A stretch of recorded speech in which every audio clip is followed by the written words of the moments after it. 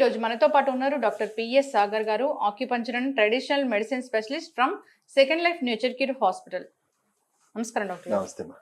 Doctor గారు, health గురించి అనేక విషయాలు చెప్తూ వస్తున్నారు. సో అయితే ఈ రోజు అయితే చెప్పండి, ఎలక్ట్రికల్ రైస్ కుక్కర్లో అన్నం వండితే అది విషం అవుతుందా? సో దాన్ని తింటే క్యాన్సర్స్ వస్తాయా? అవునమ్మా, అవును. ఎందుకంటే ఇది చాలా ఇంపార్టెంట్ విషయం, మనం ఎప్పటి నుంచో చర్చించుకుంటా ఉన్నాం. సో ఒక రకంగా చెప్పాలంటే మనము అల్యూమినియం పాత్రలు వంటింట్లో వాడుకోవడమే మనం తగ్గించిన రోజులు ఇవి. సో అల్యూమినియం పాత్రలు మధ్యలో మనం చాలా వాడాము. సో దానివల్ల టాక్సిక్ వేస్ట్ అంతా కూడా రైస్లో కానీ మనము వండే కూరల్లో కానీ అది చేరుకుంటా ఉందని మనం మానేసే దశలో ఇప్పుడు మళ్ళీ ఈ రైస్ కుక్కర్స్ లో మళ్ళీ అల్యూమినియం పాత్రలోనే మనం వండుకుంటున్నాం. First of all pressure cooker లో వండడం కూడా దానివల్ల పూర్తిగా ఏదైతే న్యాచురల్ గా అది బాయిల్ అయ్యి దాంట్లో ఉండే న్యూట్రిషన్ ఏదైతే ఉందో అది మనకు సమపాలంగా రాదు. సో అది ఒక ఇష్యూ ఉండనే ఉంది మనం ప్రెషర్ కుక్కర్ లో వండడం. సో ఇది ఒక ప్రెషర్ కుక్కర్ విత్ అల్యూమినియం పాత్ర. సో రెండు విధాలుగా అది బ్యాడే. అండ్ ఈ అల్యూమినియంలో ఏమవుతుంది, ఆ లెడ్ అనేది మనకు మెల్లిగా మనకు ఫుడ్లో చేరుకొని లెడ్ పాయిజనింగ్ అనేది మనకు జరుగుతూ ఉంది. సో ఈ టాక్సిక్ పాయిజనింగ్ రోజు రోజు మన శరీరంలో చాలా రకాలుగా డిస్టర్బ్ చేస్తూ ఉంటుంది. హార్మోనల్ డిస్టర్బెన్స్, హోమియోస్టాసిస్, అన్ని రకాలుగా శరీరంలో ఉన్న అసమతుల్యతలను పెంచుతూ ఉంటుంది. ఆర్గన్ సిస్టమ్స్ మీద వీక్నెస్ పెంచుతూ ఉంటుంది. సో బాడీ అసిడిక్ నేచర్ పెంచుతూ ఉంటుంది. సో ఇన్ని రకాలుగా టాక్సిక్ పాయిజన్ చేస్తూ ఉంటే లాస్ట్కి దారి తీసేది క్యాన్సర్ వరకు. అంటే మనం చెప్పాలి అంటే క్యాన్సర్ వరకు కూడా దారి తీయొచ్చు. అంటే ఈ మధ్యలో ఎన్నో రోగాలు రావచ్చు, వాళ్ళకు ఉన్న బలహీనతలను బట్టి ఎన్నో రోగాలకి అది దారి తీయొచ్చు, కాంప్లికేట్ చేయొచ్చు. బట్ ఇన్ అడిషన్ అది క్యాన్సర్ వరకు కూడా దారి తీస్తుందని మనం చెప్పవచ్చు. సో ఇప్పుడు అంటే ఈ ఫార్మాట్ ఆఫ్ కుకింగ్ ఎందుకు జనాలు బాగా అలవాటు పడ్డారంటే ఈజీ పని. సో పెట్టుకొని మనం బయటకు కూడా వెళ్ళి రావచ్చు, అంతలోపు రెడీ ఉంటుంది, బాడీ అది హీట్గా ఉంటుంది, ఆటోమేటిక్గా హీట్ అవుతుంది, ఆటో కట్ అయిపోతుంది. అంటే పని ఈజీ చేసింది, సులభతరమే, అందరూ ఇప్పుడు వాడుతున్నాము. బట్ మనం గమనించాల్సింది ఏంటంటే మనం పిల్లలకు కూడా అదే పెడతా ఉన్నాం. సో రేపు ఫ్యూచర్ జనరేషన్ ఏం జరుగుతుంది అనేది ఊహించుకోవడానికి కూడా కష్టంగా ఉంది. ఫస్ట్ ఆఫ్ ఆల్ రైసే తినడం తప్పు. రైస్తోనే మనకి ఎన్నో అనారోగ్యాలు వస్తున్నాయి. ఒకప్పుడు రైస్ ఉంటే ఇంట్లో సిరులు ఉంటాయని అంటారు. ఇప్పుడు రైస్ ఉంటే ఇప్పుడున్న ఎక్స్పర్ట్స్ అందరూ దరిద్రమే ఉంటుంది. ఎందుకంటే ఓవర్గా మనం దాంట్లో glycemic index, high glycemic index ఫుడ్స్గా మనం తీసుకోవాలి. సో రైస్లోనే మనం సజెస్ట్ చేసినట్టు బ్రౌన్ రైస్ దానికంటే బెటర్. అంటే వైట్ రైస్తో బ్రౌన్ రైస్ ఇస్ బెటర్, ఎందుకంటే న్యూట్రిషన్ తీసేయలేదు దానికి. అన్పాలిష్డ్, పాలిష్డ్ డిఫరెన్స్ అదే. సో బ్లాక్ రైస్ ఉంది, బ్రౌన్ మనకు రెడ్ రైస్ ఉంది, మిల్లెట్స్ ఉన్నాయి. ఇవన్నీ ఏంటి, highly nutritious, highly antioxidants ఉన్నాయి. సో వీటిని మట్టి పాత్రల్లో వండుకుంటే చాలా శ్రేష్టం. ఎందుకంటే న్యాచురల్గా మట్టిలో ఉన్న మినరల్స్ కూడా యాడ్ అయ్యి ఇంకా పోషకాలు ఎక్కువగా అభివృద్ధి అవుతాయి. అండ్ దాంట్లో ఫుడ్లో ఉన్న యాక్చువల్ పోషక విలువలు అలాగే ఉండిపోతాయి. సో మట్టి పాత్రలో ఉండడమే బెస్ట్. మళ్ళీ మన అందరం మన రూట్స్కి వెళ్ళాల్సిన అవసరం ఉంది. ప్రతిదీ కూడా అలాగే జరుగుతుంది కదా డాక్టర్. సో కొన్నాళ్ళు ఒక పద్ధతి అలవాటు అవుతుంది. సో దానివల్ల ఏదో ఒక అనారోగ్య సమస్య వస్తుందని తెలుస్తుంది. సో మళ్ళీ మన ప్రాచీన కాలంలో ఏం వాడారు, మన సంప్రదాయ విధానాలు ఎలా ఉన్నాయని మళ్ళీ అక్కడికే వెళ్తున్నాం. అవును, ప్రతిదీ మనం చూసుకుంటే ఇప్పుడు ఏదైనా కూడా కొత్త ఇన్వెన్షన్ వస్తుంది, దాని ఒక 20-30 సంవత్సరాలు 10 సంవత్సరాలు దాన్ని మనం చూస్తాం. లాంగ్ టర్మ్ స్టడీస్ లో దాని బ్యాడ్ ఎఫెక్ట్స్ ఏంటి అనేది మనకు తెలుసుకుంటాము. అంతలోపు జరగాల్సిన అనర్థం జరిగిపోతా ఉంది. తర్వాత మళ్ళీ మనం థౌజండ్స్ ఆఫ్ ఇయర్స్ నుంచి ఫాలో అయిన మన సాంప్రదాయ వైద్యం, మన సాంప్రదాయమే శ్రేష్టమని. ఎందుకంటే వాళ్ళు చేసింది ఒక రకమైన రీసెర్చే, కానీ ప్రయోగాలు, విష ప్రయోగాలు ఏం చేయలేదు. అన్ని ప్రకృతి సహజమైన ప్రయోగాలే చేశారు. సో మన ఆరోగ్యానికి యాడ్ చేసేలాగా చేయాల్సిన ప్రయోగాలే చేశారు. సో థౌజండ్స్ ఆఫ్ ఇయర్స్ వాళ్ళు చేసిన రీసెర్చ్ ఉంది. సో వీళ్ళు ఎప్పుడు కూడా ప్రకృతి లాస్కి, అంటే నేచర్ లాస్కి విరుద్ధంగా వెళ్ళలేదు. మన పూర్వీకులు ఎవరు కూడా నేచర్కి విరుద్ధమైన చర్యలు ఏవి చేయలేదు. సో మనం కూడా వంటకం అనేది కూడా ఒక చాలా గొప్ప విషయం. ఎందుకంటే మన ఆహారమే మన ఔషధం, మన ఔషధమే మన ఆహారం.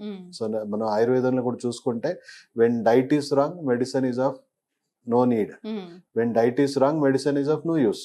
అంటే మీ ఆహారం కరెక్ట్గా లేకపోతే, మీ జీవనశైలి కరెక్ట్ లేకపోతే ఎన్ని డిసీజెస్కైనా మీరు ఎన్ని వాడినా వేస్టే. సో ఆహారం కరెక్ట్గా ఉండాలి. సో ఆహారం కుక్ చేయడం అనేది కూడా ఒక సైంటిఫిక్ ప్రాసెస్. సో మన పూర్వీకులు ఆ సైంటిఫిక్ ప్రాసెస్ నేచర్ని విరుద్ధంగా వెళ్లకుండా ఉన్న సైంటిఫిక్ ప్రాసెస్ని ఫాలో అయ్యారు. ఓకే. సో ఈ ఓన్లీ సైన్స్ కాదు, సైన్స్ విత్ నేచర్ ఉండాలి, అప్పుడే అది మనకు శ్రేష్టం. డాక్టర్ గారు మీరు చెప్పినట్లుగా పాతకాలం పద్ధతిలో ఆహారం వండాలి. ఎలా అంటే ఓపెన్ చేసిన లిడ్ ఉండాలి. సో అంతేకాకుండా సూర్యరశ్మి దాంట్లో పడుతూ ఉండాలి. ఇంతకుముందు ఎపిసోడ్ లో మీరు నాకు చెప్పారు. అవును అవును. సో ఇప్పుడు మనకు అది ఆల్మోస్ట్ పోయింది, ఆ కల్చర్ మెల్లిమెల్లిగా పోతా ఉంది, మళ్ళీ అది బ్యాక్ అవ్వాల్సిన అవసరం ఉంది. సో కట్టెలు పోయి అవన్నీ వాడేవాళ్ళం. సో గ్యాస్ పోయి వాడడం చలో ఓకే, కానీ సన్షైన్ కూడా తగలాలి. సో ఎందుకంటే చెప్పాలి కదా, మన వాస్తు ప్రకారం కూడా చూసుకుంటే ఫస్ట్ కిచెన్ లో సన్ రైజ్ పడాలి. సో దానివల్ల క్రిమి సంహారకం అనేది న్యాచురల్ గా జరుగుతుంది. సో ఆ విధంగా మన ఆహారం మీద కూడా ఆ ఉష్ణం పడాలంటారు. సో దానివల్ల కొన్ని మనకు బెనిఫిట్స్ యాడ్ అవుతాయి.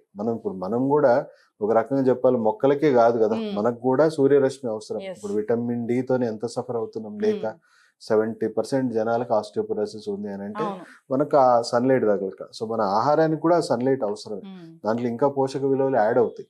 సో ఆ విధంగా మనం తగిలేలాగా చూసుకోవాలా. అండ్ మట్టి పాత్రల్ని మనం ఎక్కువ ప్రోత్సహించాలి. సో ఈ మధ్య మనం చూస్తున్నాం చాలా మంది మట్టి పాత్రలు వైపు వెళ్తా ఉన్నారు. సో ఇప్పుడు ఇలాంటి స్టడీస్ జరిగినప్పుడన్నా కొంచెం మనం మేల్కోవాలా.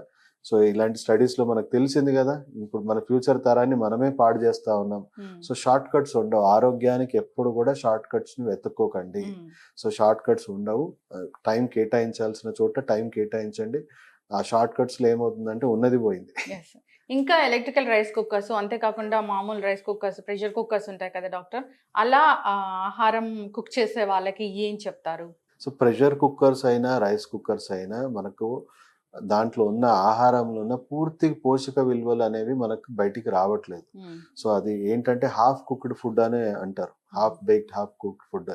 సో దానివల్ల మనకు ఆ అబ్జార్ప్షన్ అనేది కూడా సరిగా జరగదు. మనం ఆ ఫుడ్ తిన్నా దాంట్లో ఉన్న పోషక విలువలు మన శరీరానికి సరిగా అందట్లేదు. ముందే మనకు ఉన్న పరిస్థితి ఏంటంటే మన ఆహారంలో 50% అన్న పోషక విలువలు తగ్గిపోయినాయి. ఆ కాస్త పోషక విలువలు కూడా మన బాడీకి సరిగా అందకపోతే ఇంకా ఎక్కువగా వీక్ అవుతా ఉన్నాం. సో చూసుకోండి, ఇప్పుడు మనము ఒక 40-50 ఇయర్స్ నుంచే గమనించండి, మన రోజుకి రోగ నిరోధక శక్తి కానీ, మన శరీరంలో మినరల్స్ స్థాయి కానీ, బోన్స్ లో స్ట్రెంగ్త్ కానీ, అన్ని రకాలుగా మన పూర్వీకుల కంటే మనం చాలా వీక్ గా ఉన్నాం.